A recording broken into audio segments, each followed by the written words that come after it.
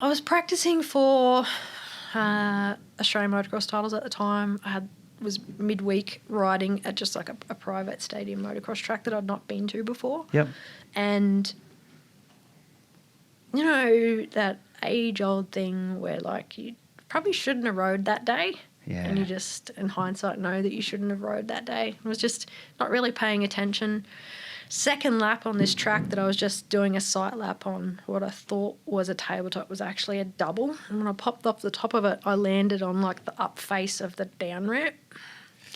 Yeah. At a bit of a distance, and I collapsed into the bike. My bottom hit the seat, but with enough force that it burst one of the vertebrae in my back.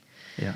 And I fell off to the side, and I instantly knew, aside from being really winded, that I had done something to my back because I couldn't feel my legs anymore. Like there was nothing for a bit. And then, sort of, we're in the middle of nowhere. Only other friend is there riding at the time. I'm like, you need to get the ambulance. I'm not going to be able to get up. It took ages for the ambulance to get there. I had to come from Toowoomba. And so I ended up with this, horrendous nerve pain starting to feed back through my legs. It was horrific. Long story short, I get driven to Toowoomba. They're like, yeah, you've done some serious damage there. We need to airlift you to the PA. You need to have an operation.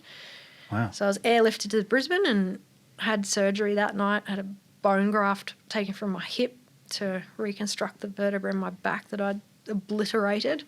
I was lucky that when it had burst, it had mostly burst away from the spinal cord, so they didn't have to, wasn't too bad there, but I ended up with a bunch of rods and pins in my back and a disc removed, and so I got 2 vertebrae fused together.